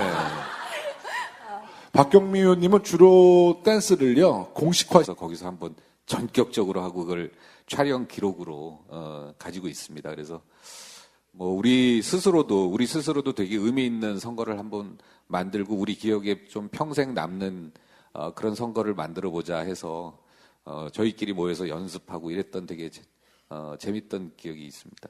황 의원님 그 대선 끝나고 그 다음날 저랑 통화했는데 몸이 막 근질근질하다는 거예요. 네. 대선이 안 끝났으면 좋겠대. 너무 즐기셨어요. 맞죠? 그 인피니티 노래 너무 좋은 것 같아요. 네.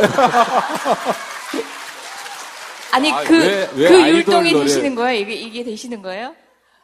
투표하자. 잠깐 한번 해주시죠. 잠깐.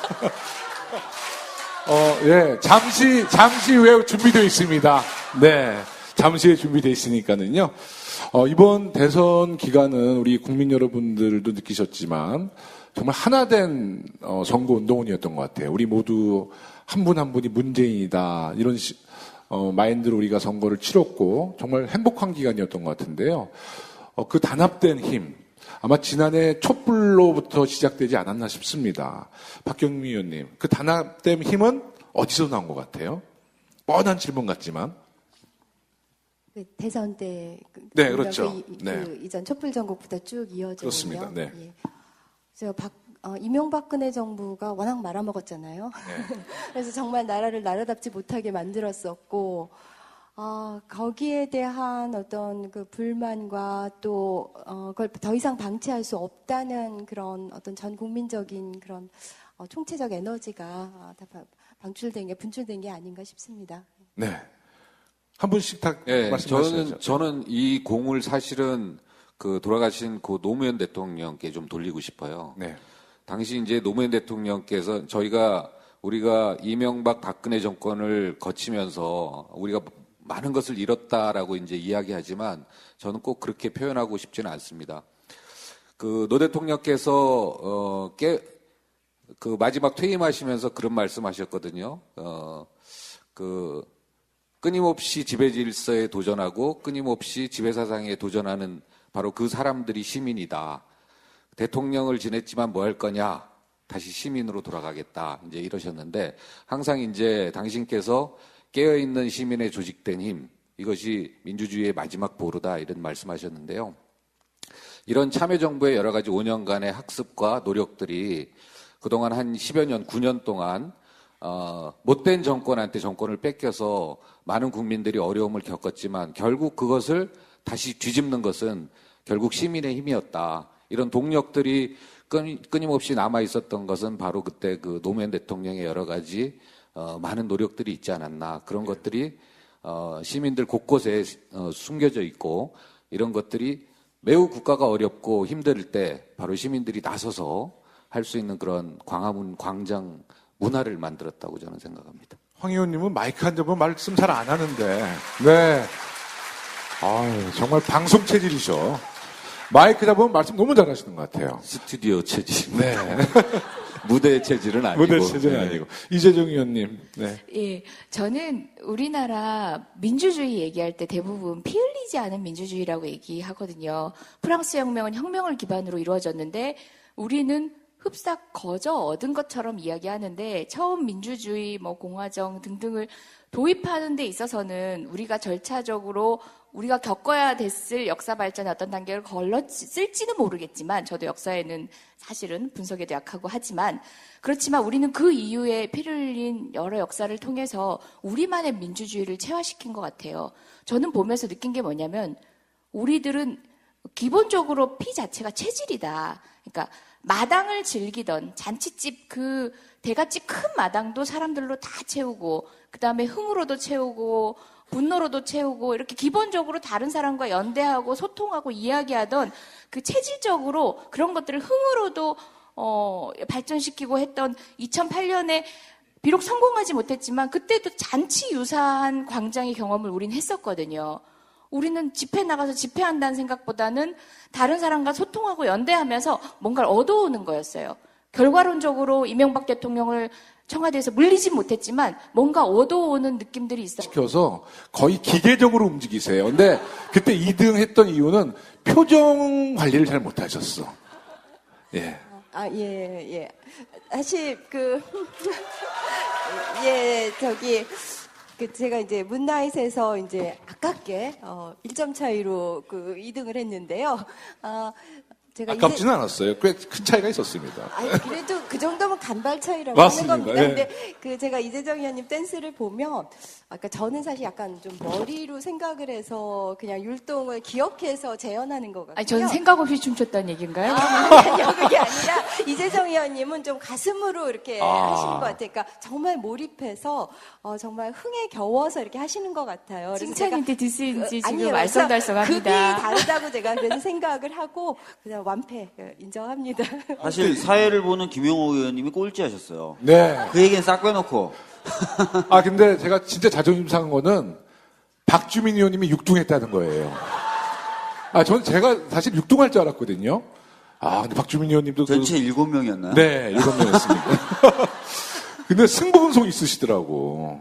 아, 그날 저는 진짜 그때 또 지역구에서 많이들 응원하러 와주셨어요. 네. 허투루 할 수가 없더라고요. 아, 그리고 그때 막 미키마우스 이렇게 막 그것도 준비해 주셨어요. 소품, 네. 지역구 분들이. 반짝이. 네, 그래서 맞아요. 정청래 의원님한테 물어봤어요. 그때 심사위원이 정청래 의원님이었잖아요. 왜 박주민 의원 6등 시켜내렸더니 그 소품 때문에. 네. 그거 아니었으면 제가 7등. 아, 원래 실력으로는 제가 6등이죠. 아, 나 사실 되게 자존심 상해가지고. 여러분들은 지금 답을 못 잤어. 여러분들은 지금 꼴등과 그 바로 위 등수가 다투고 있는 모습을 지금 보고 계십니다. 이게 바로 새로운 대한민국의 모습입니다. 네. 꼴등도 말할 수 있다. 예, 우리 서울 유세 중에서 가장 기억에 남은 유세 있었습니까? 우리 이재정 의원님?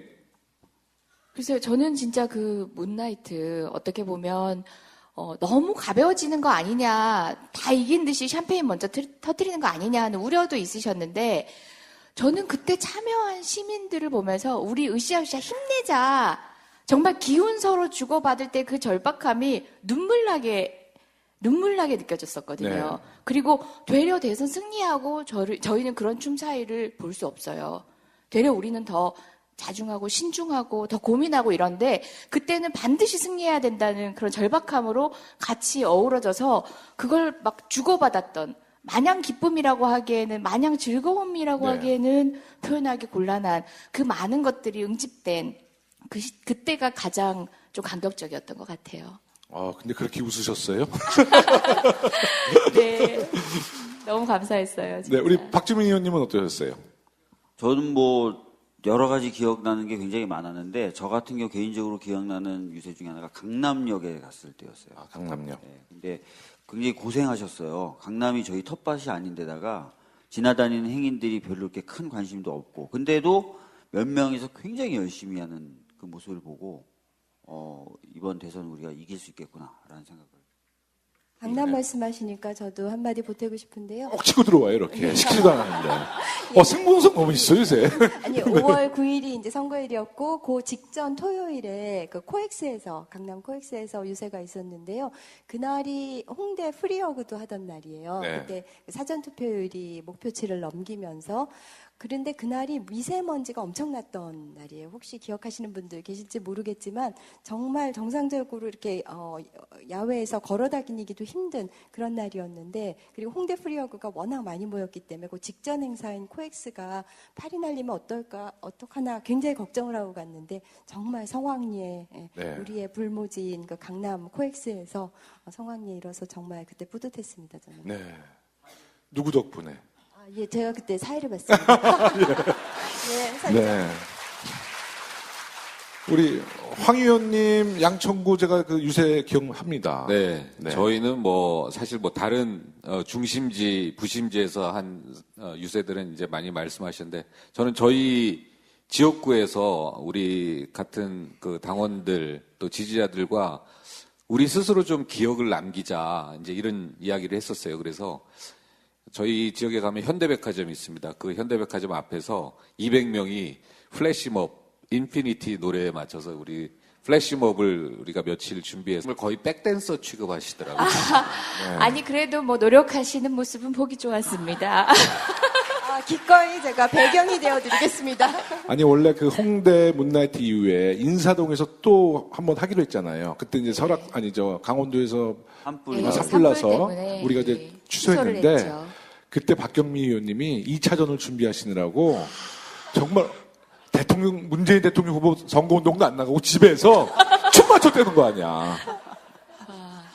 맞죠? 소문 다 났어요. 소문 났어요. 제보가 들어오더라고, 제보가. 이럴 수가 있냐고. 그때 준비하시고 목욕지기도 하셨다는 얘기가 있던데. 아이고. 그거는 방송에서 얘기하신 거예요, 직접. 아니 그리고 그 노래 한 곡에 연습을 집중하셨기 때문에 다른 노래 하나도 딱 한 곡밖에 못해. 혹시 노래 준비할 수 있어요? 음악? 네. 아니, 오늘 다시 한번, 네. 까먹긴 뭘까. 아니, 근데 어려움이 수학 천재가 있어요. 왜 까먹어? 아니, 여기는 더더더송만 하실 수 있고, 여기는 인피니티만 하실 수 있는데, 네. 이거 어떻게 해야 돼요, 두 분? 오늘은 일단은 이제 1등과 2등 다시 한번, 네. 그냥 거의 이게, 뭐 다른 등수 사람들은 신경 쓰지 마시고요. 네. 그러니까 우리가 여기서 주목받을 수 있는 거는 1등과 2등과 6등과 7등 아니에요? 네. 우리 황희 의원님 어떻게? 사회는 제가. 네. 사회는 사회권을 좀 돌릴까요? 네. 음악, 네. 자, 우리 이재정 의원님과 박경미 의원님. 이 노래는 모르신다는 거 아니에요? 전국체 원하는 국민들 빨리 나오세요. 마음 모아 5월 9일 투표는 문제인 우리 댄스 퀸은 두 분 앞에서. 네. 서로 다 같이 웃으면서 밝은 야, 미래로 살아있네. 대한민국을 만들어요. 문재인 1번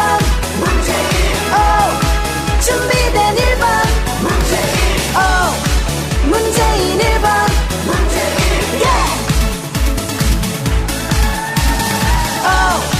문재인 1번 든든한 1번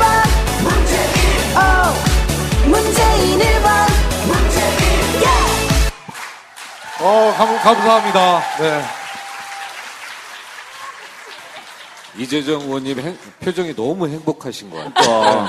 표정이 싹 돌변하는. 예. 박경미 의원님, 오늘은 왜 이렇게 열심히 안 하셨어요? 정말 까먹으셨다. 수학 박사가 까먹을 수 있나? 자, 오늘 누가 더 잘하신 것 같아요? 이재정 의원님이 잘했다 그러면 박수! 박경미 의원님이 잘했다 그러면 박수! 박수 어때요? 누가? 그래요. 박경미 그래요? 의원님이 오늘 확실히 이기셨네요. 네. 인정합니다. 자, 그럼 오늘은 박경미 의원님이 1위를 탈환하셨습니다. 정말 그 문나이트 생각이 정말 나네요. 그립습니다. 개헌을 중임제로 바꿔야겠어. 예? 다시 문재인 외치려면 중임제로 바꿔야죠. 지금 내년 지방선거만 기다리고 있습니다. 네. 다시 판이 벌어지는 그날만 기다리고 있습니다. 네, 하여튼 정말 아름다웠던 대선 기간이었고요. 또 새로운 정치 문화와 선거 문화를 잘 정착시켰던 계기도 된 것 같습니다. 지금 문재인 대통령의 지지율이 약 80% 나오고 있어요. 아마 소통, 또 우리 국민들의 아픔을 공감하는 그런 대통령의 모습을 보임으로써 국민들에게 많은 호응을 받고 있는 것 같은데요. 대통령의 80% 지지율, 우리 황 의원님, 앞으로 언제까지 80% 지지를 유지할 것 같습니까? 보통 그러니까 룰라 대통령이 퇴임 시 80% 넘었죠. 네. 룰라 대통령께서 365일이면 약 한 280일을 로컬에서 스테이했다고 그래요. 그래서 보면은 흔히 이제 우리 문재인 대통령 보면 대통령 하면 두 가지를 상상해 볼 수 있습니다. 하나는 부패, 하나는 무능입니다. 근데 부패는 이분이 이제 살아온 인생이 있어요. 정치권에 들어오기 이전부터 살아왔던 인생을 한번 찬찬히 보시면은 부패는 구조적으로 불가능하신 분입니다. 그래서 이제 무능을 이야기할 수 있는데요. 였는데 그 결과의 마침표는 이번에 찍었던 것 같아요. 우리 국민은 민주주의가 체질이다. 소통하는 게 체질이고 개인적으로 분절돼 있다고 하지만 우리는 연대가 체질인 사람이다. 그리고 그 어떤 나라보다 이런 직접 민주주의, 집회 시위에 있어서는 저희 나라가 독보적이에요. 이거는 불법도 아니고 예외도 아니거든요. 집회 시위는 엄연히 대한민국 헌법이 보장하고 있는 국민의 정당한 의사표현 수단이에요. 그 부분에 있어서 직접 민주주의를 세계 최고로 이끌고 있는 나라가 바로 우리나라가 아닌가 그런 생각이 듭니다. 네, 고맙습니다. 박주민 의원님 부담 좀 되시겠어요? 네. 최대한 짧게 하려고요. 일단은 뭐 다 말씀하셨던 것처럼 시민들, 국민분들이 엄청 깨어 있으셨고 굉장히 또 전략적으로 잘 움직이셨죠. 정말 대단한 광경을 여러 차례 보여주셨는데 국민분들이 또 딱 분노하니까 새누리당이 두 개로 쪼개지더라고요. 대단하다. 당이 두 개로 쪼개지는 바위와 같은 보수적 당이. 네, 저 안 쪼개질 것 같은 당이 그냥 두 개로 쫙 하고 쪼개지는 거예요. 그거부터 시작해서 굉장히 많은 모습들을 두고 집회 시위에서 굉장히 전략적으로 약간 폭력적인 장면이 연출될 것 같으면 자제시키고 막 그런 모습들을 보여주셨기 때문에 항상 감동했었고 근데 그런 모습들을 저희 야당, 그 당시 야당 그 당시 저희 더불어민주당을 비롯한 야당들이 잘 좀 받들려고 노력했었던 것 같아요. 그리고 그런 긴장감을 계속 가지면서 대선을 치렀던 것 같습니다. 국민분들께 누가 되지 않기 위해서 열심히 해야 된다는 그런 긴장감. 그래서 촛불은 아직 꺼진 게 아니죠? 네? 촛불이 아직 꺼진 게 아니에요. 그렇죠. 네. 사실 요즘에도 지금 문재인 대통령님이 이제 당선되신 이후에도 여러 가지 개혁 과제가 원활하게 진행되지 않는 모습들이 보여지잖아요. 곳곳에서 방해를 하고 발목을 잡고 있어서 그런 부분에서 언젠가 다시 한번 촛불이 몰아쳐야 되지 않을까 이런 생각을 제가. 네. 우리 김영주 의원님 가셨죠? 네. 사실 김영주 의원님이 방송 중에 무슨 말씀을 하셨냐면 대선 기간에 특히 지역구 의원님들한테 그런 얘기 한번 하셨거든요. 대선 결과를 다음 총선의 공천심사로 반영하겠다. 굉장히 무서운 얘기예요. 사실 협박이에요, 협박. 김영주 의원님 대선 결과 잘 나왔어요, 거기죠? 네. 반영시키십시오. 박주민 의원님 지역은 어떠셨어요? 은평. 저희도 저는 굉장히 좀 기대가 컸긴 컸는데 그래서 네. 그 기대만큼은 안 됐는데 네. 그래도 굉장히 잘 나왔죠. 잘 나왔죠. 그러니까 전국 평균치보다는 확실히 저희 서대문이랑 비슷하게 나왔죠. 비슷하게, 거의. 네. 네. 그러니까 우리는 공동 운명체야. 네. 나 좀 끌고 가 좀. 왜 그러세요? 벌써 다음 공천 걱정되네. 우리 황 의원님 지역은 어떻습니까? 저희는 원래 지역구가 조금 그런 지역이죠. 예, 그래서 갑자기 그 어둠이 쫙 깔리는데. 그래서 한 24, 5년 동안 민주당 깃발을 못 꽂던 지역인데 그래도 이번만큼은 평균 이상 나왔습니다. 그러세요? 박수 한번 보내주십시오. 아니, 이런 지역구별 성적표 얘기하면 사실 박경미 의원님이나 저는 전국구다 보니까 별로 이제 체감이 안 느껴지는데 실제 의원들의 현실은 이보다 더 치열해요. 굉장히 네. 민감하시고 전체 득표율보다 아마 더 신경 쓰시지 않았나 싶을 정도로. 그럼요. 이 경쟁사회. 정말 성적표 비교하듯이 말씀들을 하시더라고요. 저희 지역은 원래 어렵고, 그러니까 타고난 환경을 이해해달라. 뭐 이런 취지의 말씀도 여러 번 들었던 것 같고, 그죠? 갑자기 얼굴에 그늘이 쫙이야. 왜 그러지? 다음 선거가 걱정이다. 그래도 그 어려운 지역에서 정말 전국 평균 이상으로 났으면 굉장히 열심히 하신 거죠. 또 우리는 그걸 봤잖아요, 직접. 네. 박수 한번 보내주세요. 네. 네, 분위기가 약간 좀 어둠이 있어서 다시 댄스 얘기를 한번 해야 될 것 같아요. 특히 두 분이 꼭 한번 모시고 싶었거든요. 그때 홍대에서 두 분의 뭐라 그럴까, 레이저. 정말. 근데 박경미 의원님은 경쟁 상대로 좀 생각하신 것 같은데 실제로 그 당시에 경제 상대로 생각하셨어요? 사실 뭐, 누가 제 경쟁 상대가 되겠습니까? 아니, 네. 박경미 의원님